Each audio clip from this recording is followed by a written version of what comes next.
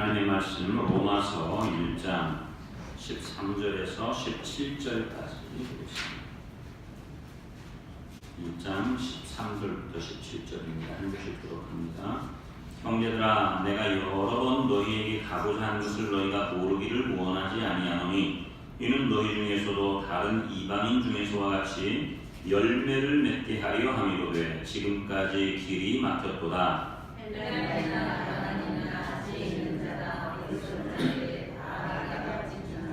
그러므로 나는 할 수 있는 대로 로마에 있는 너희에게도 복음 전하기를 원하노라. 내가 복음을 부끄러워하지 아니하노니 이 복음은 모든 믿는 자에게 구원을 주시는 하나님의 능력이 되리라. 먼저는 우리의 내게요 그리고 우리의 함께요. 복음에는 하나님의 의가 나타나서 믿음으로 믿음에 이르게 하나니 기록된 바 오직 의인은 믿음으로 말미암아 살리라 함과 같으니라. 아멘. 오늘 16절에 보니까 복음을 부끄러워하지 않는데 이 복음은 모든 믿는 자들에게 구원을 주시는 하나님의 무엇이라고요? 능력이에요. 복음 그 자체가 능력이라는 말입니다. 그런데 이 능력은 무엇을 주는 능력이냐면 구원을 주시는 하나님의 능력이라고 합니다. 여러분, 복음은 어떤 지식이나 교리, 전통 그런 것들이 아니라고 하는 거예요. 많은 경우 교회에 내려오는 어떤 그 유산들, 전통들, 복음과는 전혀 상관없는데 그것들을 진짜로 어떤 그냥 대단한 것처럼 지키고 그렇게 해오는 것들. 옛날 그 구약 시대나 아니면 예수님 시대에 보면 사도 바울도 계속해서 그런 것들과 싸우는데 장로들의 유전이라고 하는 거지. 예수님께서 밖에 나갔다가 집 안으로 들어오시는데 손을 씻지 않아. 그리고 그냥 방으로 들어가는 거예요.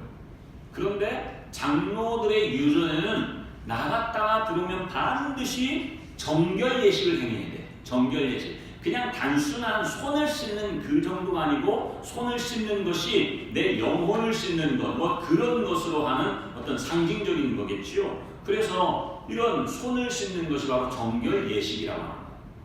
그런데 예수님께서 그것을 행하지 않으니까 네가 왜 장로들의 유전을 지키지 않느냐라고 하면서 이 서기관들이나 또 바리새인들이 예수님을 쫓아다니면서 막 귀찮게 하는 거죠.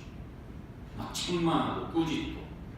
그런데 여러분, 진짜 능력은 이러한 교회의 유산이나 전통 그게 아니라고 합니다. 물론 아름답게 내려오는 그러한 전통들 참 많아요. 그런데 그 전통을 지켰다고 해서 생명이 오는 게 아니라고 하는 말이지. 오직 생명은 무엇을 통해서만 나온다? 복음을 통해서만 나온다. 그러니까 복음은 능력이라고 하는 거예요. 그것도 구원을 주시는 하나님의 능력이지 어떤 지식이나 교리나 전통이나 유산이나 그런 게 아니라고 하는 말이죠. 물론 교리도 굉장히 중요해요. 우리 고신 교단 안에 있는 그러한 교리들도 정말로 중요하죠. 우리는 개혁주의 입장에 있기 때문에 칼빈의 교리를 그렇게 이제 따르고 있는데, 칼빈의 교리라고 하는 것도 무엇을 바탕으로 해서? 말씀, 복음을 바탕으로 해서 나오는 거지. 그러니까 말씀이 우선이지 교리가 우선이 아니라고 하는 거예요. 교리라고 하는 것은 울타리와 같아요. 울타리. 그러니까 이 교리를 통해서 내가 너무 멀리 나가지 않도록 그렇게 막아주는 것이 바로 교리라고 하는 것이지요. 여러분, 이 교리라고 하는 것은 이 말씀이 너무나 밖으로 벗어나지 않도록 그래서 그러한 교리를 만든 것이지요. 그래서 우리는 개혁주의 입장에서 칼빈의 교리를 그렇게 이제는 지키는 것입니다. 그리고 오늘 말씀을 보니까 믿는 자들에게는 구원을 주시는데 이 믿는 것이 바로 복음이에요. 복음에는 하나님의 의가 나타나서 믿음으로 믿음에 이르게 하나니 기록된 바 오직 의인은 믿음으로 말미암아 살리라 그랬어요. 그래서 복음은 예수님을 믿는 자를 구원하는 능력이 있다는 말이에요. 그 능력은 무엇을 나타내느냐? 방금 읽었던 17절에 보니까 복음에는 무엇이 나타나요? 하나님의 의가 나타나는 거예요. 하나님의 의를 이 복음이 계시하는 것이지요. 그렇게 하면서 이제는 믿음에 이르게 하는데 오직 의는 믿음으로 말미암아 살리라라고 하는 것은 하나님의 의를 계시해서 이 복음을 통하여 생명을 얻게 되는 것이죠.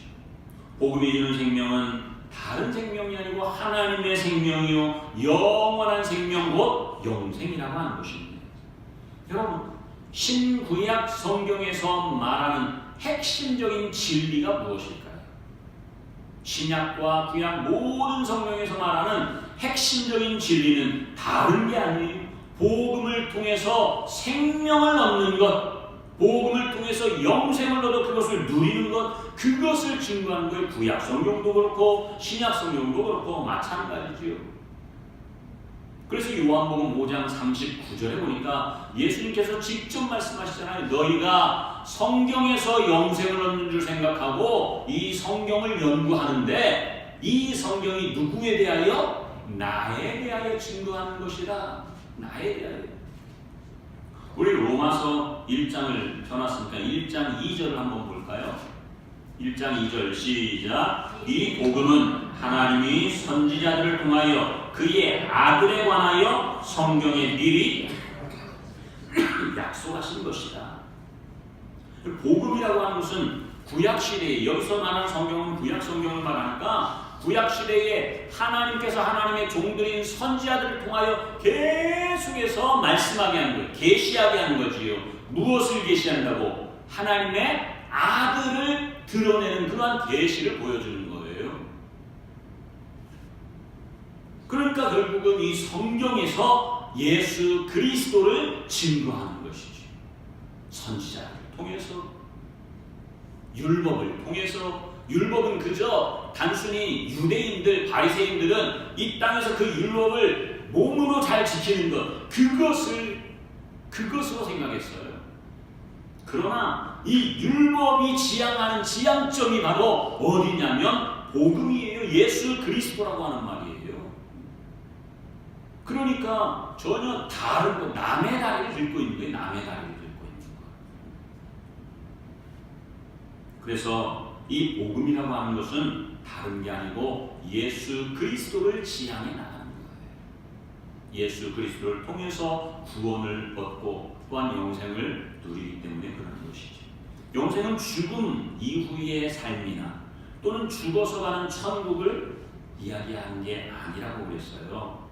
더 엄밀하게 말하면 그것까지 다 포함하지만 여러분, 불교적인 영생이 무엇일까요? 다른 종교에도 영생을 이야기해요. 그래서 불교에서도 영생을 이야기하는데 영생관, 내세관, 그게 뭘까요? 그들의 내세는 죽어서 가는 곳이에요. 죽어서 가는 곳. 그런데 이 땅 위에서 공덕을 쌓으면 불교에서는 어디로 가죠? 공덕을 쌓으면 극락에 간다고 하는데 어떤 분들은 또 좋은 곳에 가실 거야. 우리 아버지 이 땅에서 착하게 사셨으니까, 남들 도우면서 선하게 살았으니까, 공덕 많이 쌓았으니까 극락에 갈 거야. 근데 공덕을 안 쌓고 착하게 못 산 사람들은 어디로 갈까요? 그 사람들은 거기로 지옥이라고 해요. 불교도 부천을 떠도는 거 아닌가? 어디 갈 데 없으니까 부천을 떠돌고. 여러분, 불교에서의 영생관은 죽어서 가는 천국이에요. 이것이 불교적인 영생관이에요. 죽어서 가는 극락, 죽어서 가는 좋은 곳. 그러면 그리스적인, 헬라적인 영생관이 있어요. 헬라적인 영생관. 헬라적인 영생관은 무엇이냐면 끝이 없는 삶이에요. 끝이 없는 삶. 영원히 사는 거죠. 끝이 없는. 그러니까 죽어서도 여전히 이 땅과 연관된 그 삶을 살아가는 거예요. 그래서 헬라적인 헬라적인 영생과는요,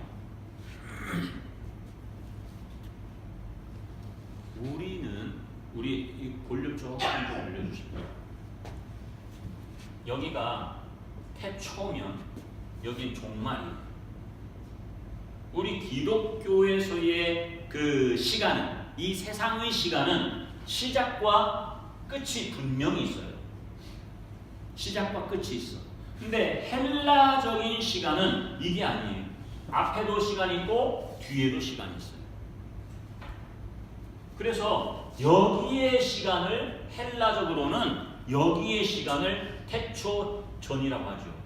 태초전.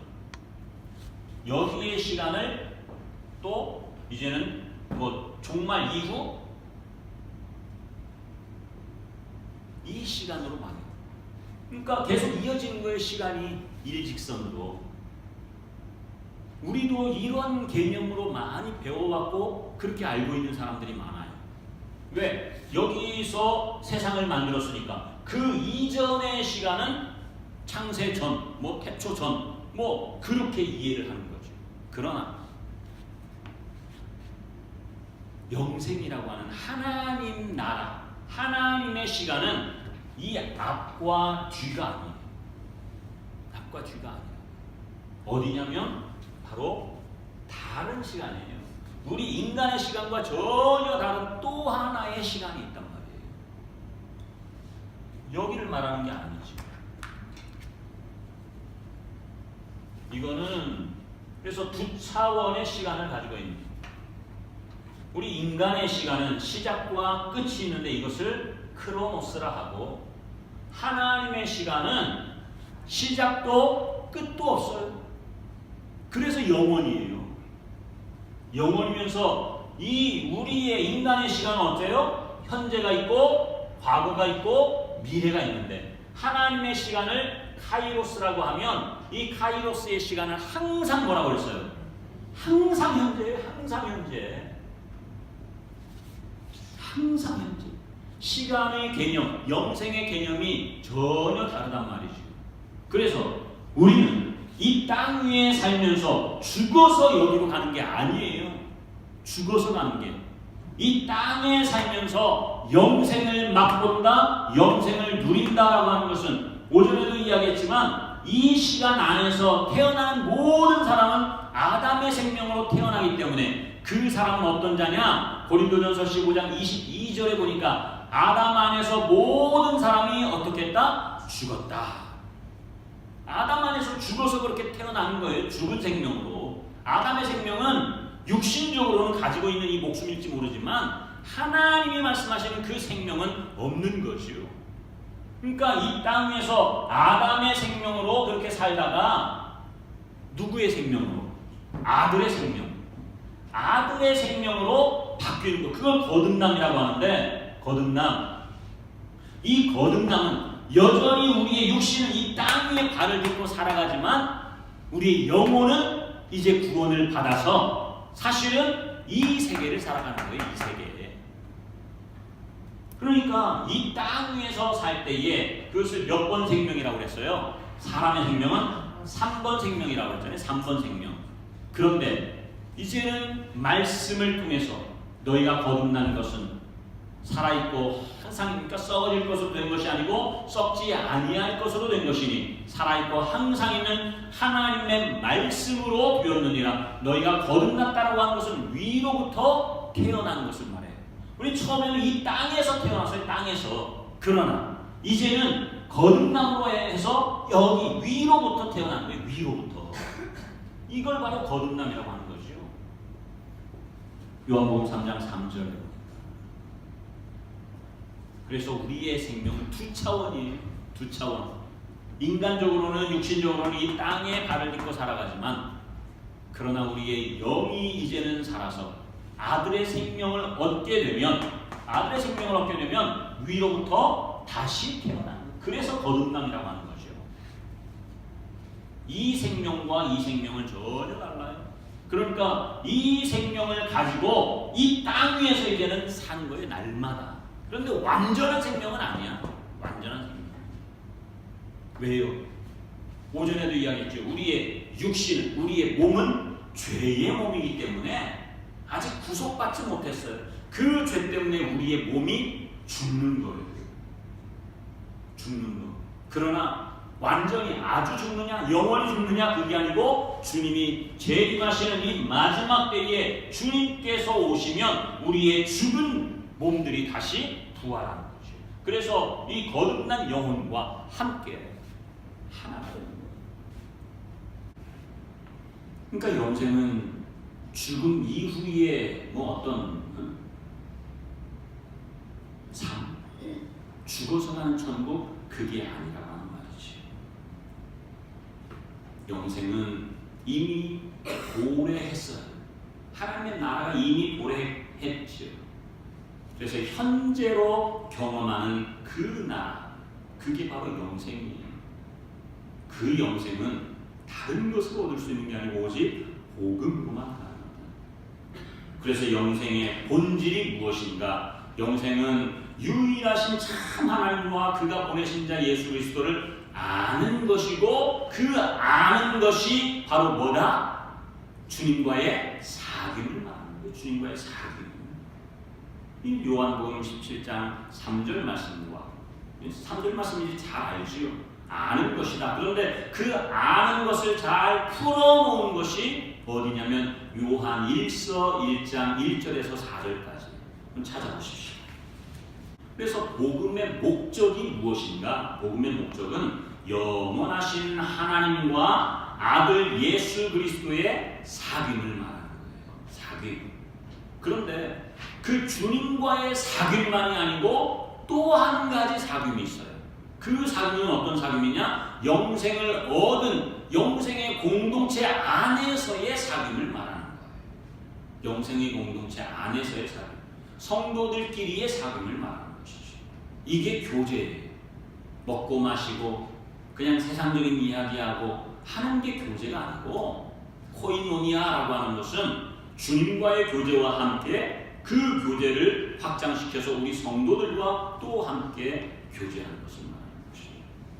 요한일서 1장 1절에서 4절까지 천천히 한번 읽어봅니다. 시작. 태초부터 있는 생명의 말씀에 관하여는 우리가 들은 바요 눈으로 본 바요 자세히 보고 우리의 손으로 만진 바라. 이 생명이 나타내신 바 된지라. 이 영원한 생명을 우리가 보았고 증언하여 너희에게 전하노니 이는 아버지와 함께 계시다가 우리에게 나타내신 바 된 이시니라. 우리가 보고 들은 바를 너희에게도 전하면 너희로 우리와 사귐이 있게 하려 함이니 우리의 사귐은 아버지와 그의 아들 예수 그리스도와 더불어 누림이라. 우리가 이것을 쓰면 우리의 기쁨이 충만하게 하려 함이라. 아멘. 1절과 2절의 말씀은 주님과의 교제를 말합니다. 주님과의 교제. 말씀을 통해서. 그래서 태초부터 있는 생명의 말씀할 때 태초는 창세 전을 이야기해요. 창세 전부터 말씀이 계셨잖아요. 하나님께로부터 태어난 그 생명. 아들이죠, 아들. 말씀이신 아들. 그래서 생명의 말씀, 또 요한복음 1장에서는 말씀 다 같은 의미예요. 이 생명의 말씀을 우리가 들었고 보았고 손으로 만졌다라고 하는 것은 실제 현재적으로 구체성을 가지고 있는 거예요. 구체성. 눈에 보이지 않는데 어떻게 봐요? 눈에 보이지도 않고 우리의 그 육신의 귀에 들리지 않는데 어떻게 들어요? 우리 손으로 만져지지도 않는데 형체가 없는데 어떻게 그것을 만지느냐 말이에요. 이것은 상징적인 의미죠. 이 정도로 실제적인 삶을 이야기하는 거예요. 그저 죽어서 가는 천국 막연한 것을 말하는 게 아니라 우리가 이 땅에서 육신을 가지고 살아가지만 이러한 주님과의 교제의 삶은 실제라고 하면 실제. 그래서 눈으로 본 것, 귀로 들은 것, 주목하여 손으로 만진 것처럼 확실한 것을 말하는 거죠. 확실한 것. 그런데 이 생명, 말씀이 나타내신 바 된지라 라고 하는 2절의 말씀은 이제 육신을 입고 이 땅 위에 오셨다는 것을 말하는 겁니다.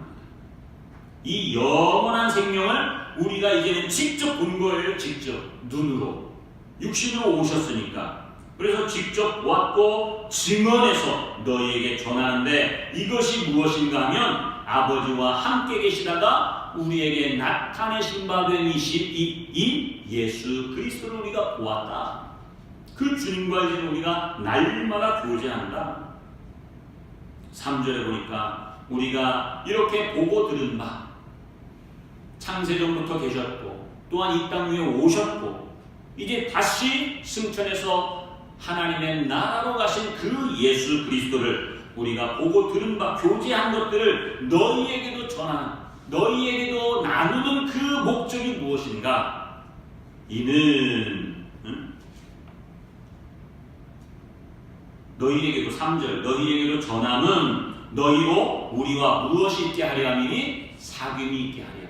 그러니까 이 사귐 교제라고 하는 것은 그냥 주님과의 교제로만 끝나는 것이 아니고 우리 성도들 안에 서로 함께 나눠야 된다는 말이에요. 그것이 진짜 우리가 이 땅 위에서 누리는 영생이에요. 그렇게 하는 이유가 무엇이냐? 우리가 이것을 쓰는 것은 우리의 기쁨이 충만하게 하려 함이라. 여러분 그런데 우리가 그렇게 해보니까 어때요? 저는 정말 이것을 지향해 나가거든요. 이렇게 됐으면 좋겠어요. 그런데 아직 역부족이에요. 많이 부족해요. 개인적으로 말씀을 통해서 주님과 교제하는 사람들이 많잖아요. 그런데 그것으로 끝내려고 해요. 그게 아니고 제가 구역 모임을 만드는 것은 구역 모임에서 이 말씀 묵상을 나눠라 라고 하는 거. 다른 이야기 하지 말고 자기가 묵상하는 거 그거 그냥 읽으면 되는 거예요. 그게 나누는 것이고 그게 교제하는 거예요. 그런데 묵상하는 것을 나누고 그것으로 교제하려고 보니까 나의 실체가 다 드러나잖아요. 나의 죄된 것도 거기 안에서 다 고백하는데 나의 부족한 것, 연약한 것, 부끄러운 것, 나의 수치 그러한 것들이 다 공개적으로 드러나는 거예요. 여러분 그런데 중요한 것은 영생의 공동체 안에서는 그게 가능한 거예요. 왜요? 그렇게 할 때에 그 부끄러움과 수치가 내 것만 나만의 것이 아니고 여러분 죄를 짓는데 나 혼자만 짓습니까? 아니에요. 거기에 모여있는 공동체가 다 똑같은 죄를 짓는 거예요. 내가 죄를 지은 것을 고백하면 김종수 목사 원래 저런 짓도 하네? 왜 그래? 그렇게 바라보는 것이 아니고 그래. 목사님이 지은 죄 나도 지었고 그 죄가 바로 내 죄야 라고 하는 거예요. 그것으로 나눠가는 거예요. 그것으로. 그러니까 저 사람을 흠집내고 저 사람을 비웃고 그렇게 하려고 공동체 안에서 그렇게 모임을 갖는 게 아니고 나의 연약함과 부족함과 수치와 부끄러움 그런 것들을 내놓되 그것을 들을 때는 그것이 나의 부끄러움, 나의 죄입니다. 주여 나를 용서해 주십시오. 나에게 은혜를 주십시오. 라고 하면서 그렇게 함께 나누는 거예요. 그러니까 사실 말씀으로 그렇게 묵상을 해나갈 때 묵상은 주님과 함께 내가 1대1로 하는 것이지요. 그 묵상에서 여러분 정말로 솔직해지지 않으면 그 묵상은 가식이죠. 가식. 근데 가식으로 할 수 있는 경우가 굉장히 많아요. 왜? 목사님이 자꾸만 나누라고 하니까 내 부끄러운 수치를 다른 사람들에게 어떻게 이야기해? 그러니까 그것을 살짝 비껴가지고 포장해서 그렇게 하다 보면 결국 그것은 주님과의 온전한 교제가 될 수 없는 거예요.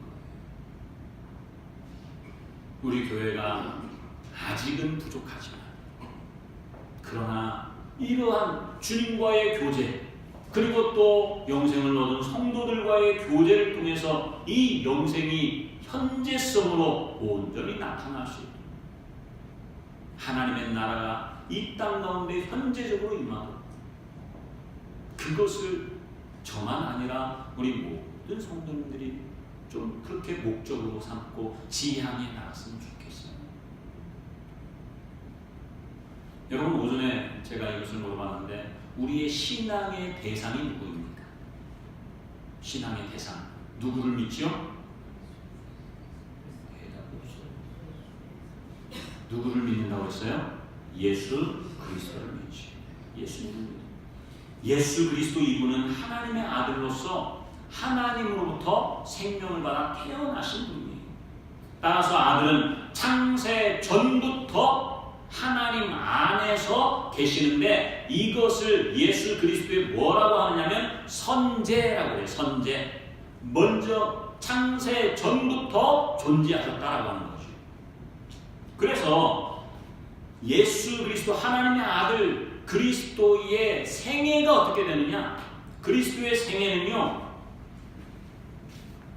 그저 여기에 있는 것만 이야기하는 게 아니에요. 여기에도 있잖아요, 그리스도의 생애가.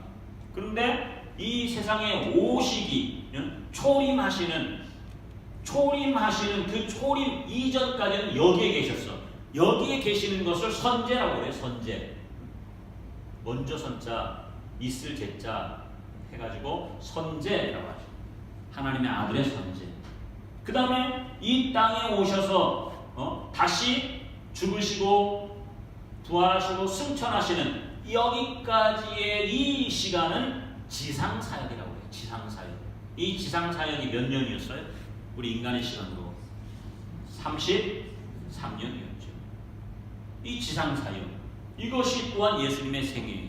그리고 죽으시고 무덤에 장사되시고 부활하시고 승천하셔서 어디로 가시는 거예요?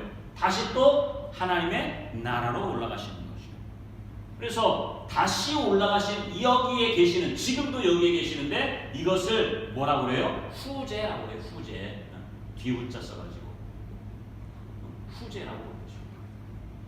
그러니까 예수님의 생애, 더 정확하게 말하면 하나님의 아들의 생애는 선제, 지상사역, 후제, 이렇게 세 가지로 나눌 수가 있어요. 선제, 지상사역, 후제. 그래서 방금 설명드렸던 것처럼 선제라고 하는 것은 창조 이전부터 계셨고 창세전 만물 위에 계시는, 그런데 어디에 계신가? 하나님의 품 안에 계시는, 요한복음 1장 18절에 그걸 선제라고 하고, 그 다음 지상사역은 이 땅에 오셔서 30년간은 사생애, 사적인 생활을 하셨고 3년 동안 공생의 기간을 가지신 것이에요. 그래서 33년을 지상사역이라고 해요. 그 다음에 다시 하나님 나라로 올라가신 그것을 후제라고 했는데, 하나님 나라로 무엇하러 올라가셨을까요? 아들이니까 그냥 아버지 집에 가신 걸까요? 무엇하러 가셨어요? 요한복음 14장에 보니까 내가 너희를 위하여 무엇을 예비하란다? 처소를 예비하라. 거처를 예비하라. 그곳이 바로 아버지 집인 거예요. 아버지 집. 그런데요, 사복음서 중에서 마태, 마가, 누가복음을 공관복음이라고. 공관복음. 이 공관복음은 이 세계를 이야기하지 않아요. 공관복음은 여기만, 이 33년의 이 생애만 이야기하는 거예요. 초림과 부활하시고 승천하시고. 공관복음의 그 내용이 다 그래요. 그런데 요한복음은 어때요? 선제, 후제까지 다 이야기해요. 그러니까 여러분, 요한복음을 모르면 사실은 복음을 안다고 말할 수가 없어요. 요한복음을 제대로 모르니까 계속해서 예수님의 이 땅에서의 지상사역에만 초점을 맞추는 거예요. 그래서 요한복음은 육신의 사역만이 아니라 진짜 예수님의 뜻, 예수님의 존재의 목적을 알게 하는 것이 요한복음이라고 해요. 그래서 제가 주일 낮에 이배국과 출애굽이 끝난 그 이후에 바로 요한복음으로 들어갔어요. 우리 성도들이라면, 예수님을 믿는 자들이라고 하면 진짜 이 요한복음을 통해서 창세 전, 지상사역, 후제, 그것을 아울러서 다 알아야 되기 때문에 하나님의 아들 예수 그리스도는 선제와 후제, 그것만이 아니고 지상사역 중에도, 물론 여러분 이 세상에 계시는 차원이 전혀 다른 3번이 아니고 1번 세상에 계실 때는 선제나 후제 때는 당연히 아들이니까 아버지와 함께 하죠.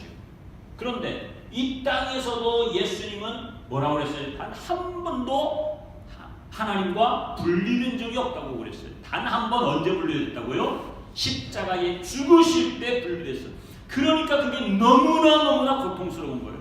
예수님이 십자가에 못 박힌 것, 머리에 멸류관을 쓰는 것, 창에 찔리는 것, 그 육신의 고통 때문이 아니고 진짜로 절규하고 부르짖은 것은 나의 하나님 어찌하여 나를 버리시나이까 하고 부르짖으며 절규했던 그것은 하나님과 분리되는 그 순간 절규한 거예요.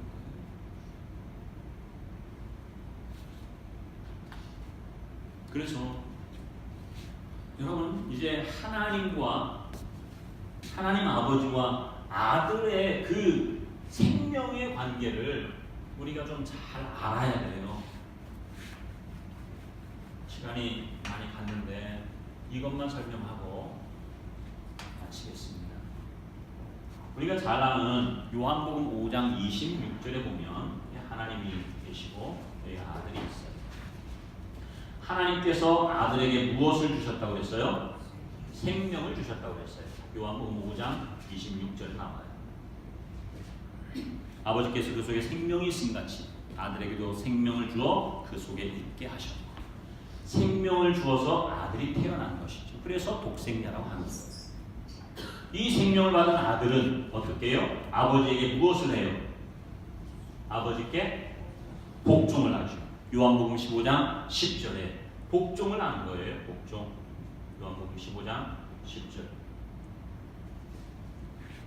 그래서 내가 아버지의 계명을 지켜 그의 무엇 안에? 사랑 안에 거하는 것 같이. 그러니까 하나님 아버지는 아들의 복종을 받고 그것으로 끝나는 게 아니라 복종을 받으신 아버지는 아들에게 어떻게 해요? 사랑을 주시는데 이 사랑, 자기 자신을 다 내어주는 사랑을 하는 거예요. 어느 정도 남겨놓고 이건 내 거야가 아니고 자기 자신을 다 내어주는 사랑. 동일하게 요한복음 15장 10절 말씀에 나오죠. 이것을 복종과 사랑의 존재법이라고 하는 거예요. 아들은 아버지께 복종하고 아버지는 그 복종을 받고 아들에게 사랑을 내어주는 거예요. 그러면 이 사랑의 내용이 무엇이냐? 아버지가 아들에게 자기 자신을 다 내어주는 사랑의 본질, 그게 무엇인가 하면 바로 영광이라고 하는 거예요. 영광. 왜? 이 영광은 아버지의 뜻대로 복종하는 그 자에게 이 영광이 임한다고 그랬잖아요. 내가 이 땅에서 잘 돼가지고 하나님의 영광을 나타내는 그게 아니고 아버지의 뜻대로 행하는 그 자리에 아버지의 사랑인데 그 사랑의 내용이 바로 영광. 이게 다름 아니라 아버지의 본질인 거예요. 이 영광. 그 본질을 그대로 계시해 주시는 것이죠. 그래서 여러분 이 영광이라고 하는 것, 이 사랑의 내용이 이 영광인데 여러분 성경을 한번 찾아보십시오. 요한복음 17장 5절 말씀. 요한복음 17장 5절 시작. 아버지여, 창세 전에 내가 아버지와 함께 가졌던 영화로서 지금도 아버지와 함께 나를 영화롭게 하옵소서. 창세 전에 아버지와 함께 가졌던 영화예요. 그러면 창세 전에 아들은 아버지께 복종함으로 아버지의 영화가 영광이거든요. 같은 말이에요. 영광을 받았다라고 하는 말이죠. 그런데 지금 내가 육신으로 이 겟세마네 동산에서 아버지께 기도하는 이 자리에서도 동일하게 아버지의 영광을 나에게 나타내 보여주십시오. 이것은 다른 게 아니고 아버지가 여기에, 저 아들이 여기서도 아버지께 복종한다는 말이죠. 뒤로 넘어가서 보면 24절. 아버지여, 내게 주신 자도 나 있는 곳에 나와 함께 있어. 지금 육신으로는 예수님이 어디 계세요? 육신으로는 이 땅에 계시는데 더 정확하게는 겟세마네 동산에 계세요. 그런데 내게 주신 자도 나 있는 곳, 그러면 저들도 겟세마네 동산에 있기를 원하는 거예요? 아니고 예수님 지금 어디에 계신다는 말이에요? 아버지와 함께 계신 거예요. 아버지와 함께. 그래서 나 있는 곳에 그들도 함께 있게 해달라고 합니다. 내게 주신 자도 나 있는 곳에 나와 함께 있어. 아버지께서 창세 전부터 나를 사랑하심으로 사랑하실 때 무엇을 나타내 보였다고요? 영광. 아버지께서 창세 전부터 나를 사랑하심으로 내게 주신 나의 영광을 그들도 보기를 원합니다. 그러니까 예수님은요, 십자가에서 죽기까지 복종하셨잖아요. 육신으로 살면서도 복종했는데 창세 전에는 한 번도 분리되지 않고 아버지의 품 안에서 거했던 하나님의 아들 그리스도를 말하는 거예요. 그러니까 다른 곳, 나 있는 곳은 다른 곳이 아니고 겟세마네 동산도 아니고 어디 뭐 예수님의 육신적인 집도 아니고 아버지 집, 창세전의 세계를 말하는 거예요. 창세전의 그곳에 우리도 함께 있기를 원하는 거예요. 어떻게 그곳에 함께 있어요? 우리가 복종함으로 사랑을 낳는데, 그러면 여러분 우리가 해야 할 복종이 무엇일까요? 구약시대에는 율법을 지켜서 했다고 한다면 그들은 옛 언약 백성이지. 오늘 우리는 무슨 언약 백성이에요? 새 언약 백성이에요. 새 언약 백성으로서 지켜야 할 것이, 꼭 반드시 지켜야 할 것이 한 가지가 있어요. 예레미야 31장 보면 거기에 새 언약 백성이 지켜야 할 것이 나와요.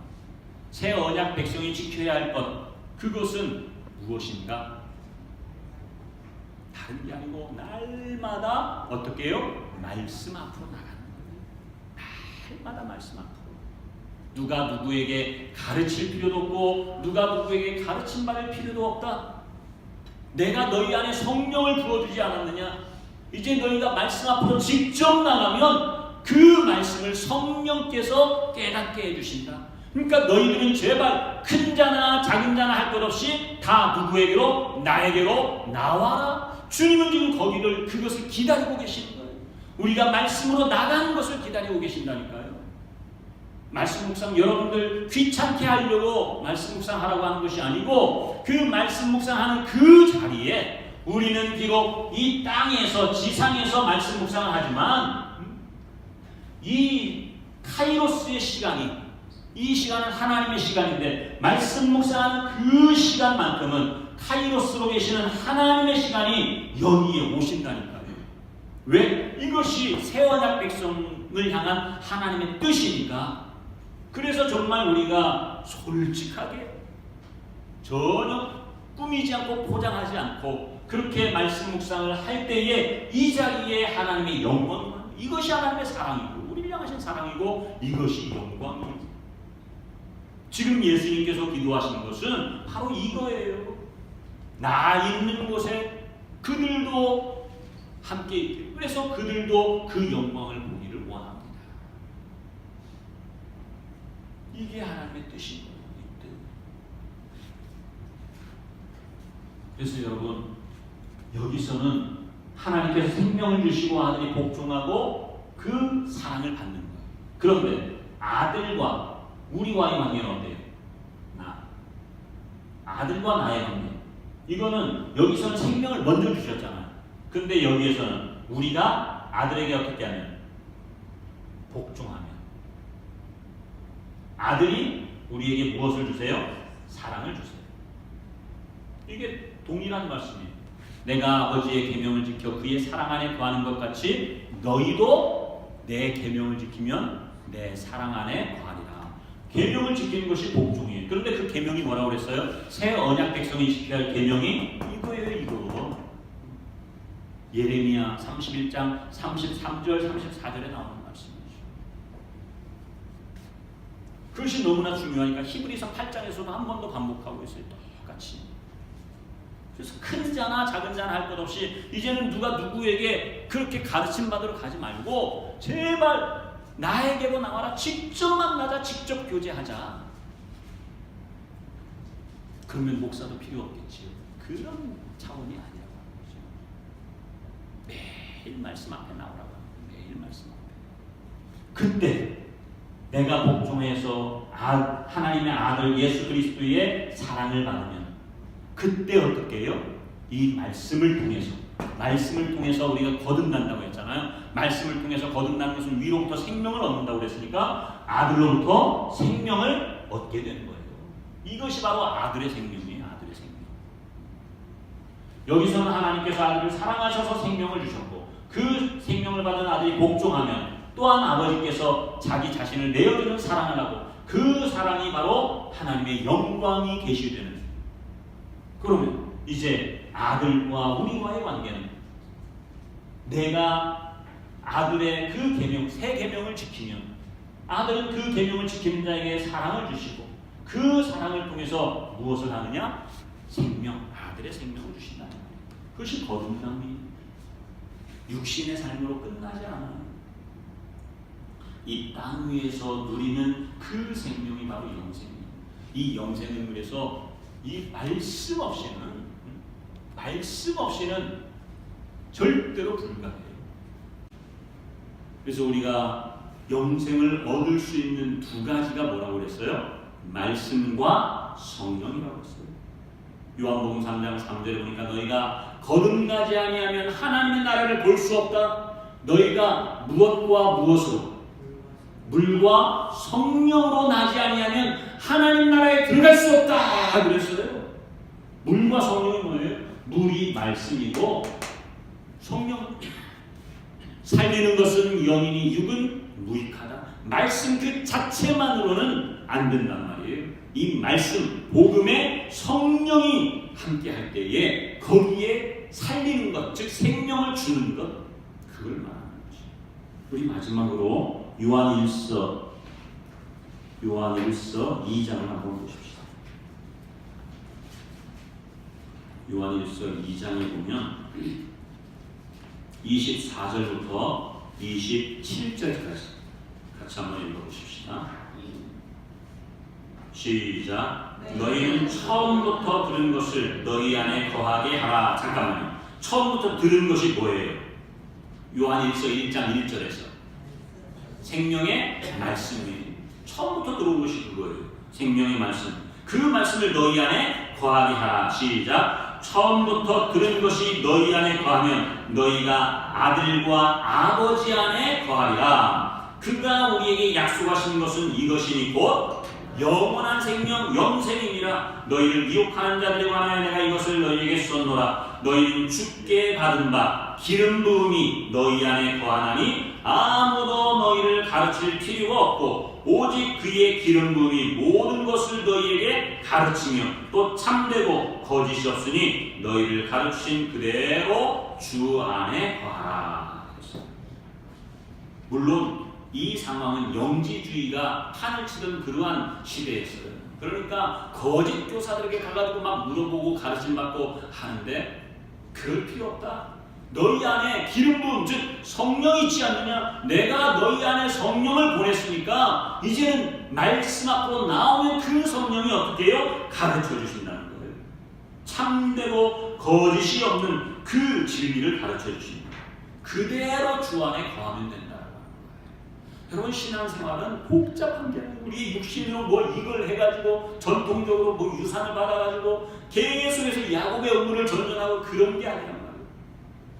진짜 남편, 주님께서 수가성 여인에게 네 남편을 데려와라라고 했던 나는 남편이 없습니다. 너무나 많아가지고 진짜 남편이 뭐예요? 이사야서 54장에 보면 내가 너희의 남편이다. 하나님. 오늘 우리는 고린도후서 11장에서 보니까 예수 그리스도가 우리의 남편이라고. 우리는 신부고 그분은 신랑이 되는 거죠. 신랑과 신부가 여러분 떨어질 수 있습니까? 한 몸이잖아요. 말씀이 예수 그리스도. 그러면 이 말씀과 함께하는 것이 우리의 마땅한 본분이지. 그래서 정말 영생이 다른 데 있는 것이 아니고 아들 안에 있는 생명이 영생입니다. 그 생명을 우리가 받았어요. 무엇으로? 복음으로 그 생명을 받았어요. 날마다 여러분 이제는 정말 앞으로 5년 동안 귀가 닳도록 말씀 묵상 듣기 싫어도 아마 들어야 될 거예요. 지겨워가지고 해야지. 그렇게 될 때까지 제가 말씀 묵상 강조할 수밖에 없어요. 왜요? 이게 새 언약 백성이 마땅히 행해야 할 계명이니까요. 율법 지켜서 하는 게 아니란 말이에요. 하나님께서 주신 이 한 가지 계명, 나 귀찮아서 안 하는 데가 아니고 이 땅에서부터 누리는 그 영생의 자리에 들어가는 하나님 안 된단 말이죠. 그래서 날마다 주님과 함께 가는 여러분들에게를 주님의 이름으로 축원합니다.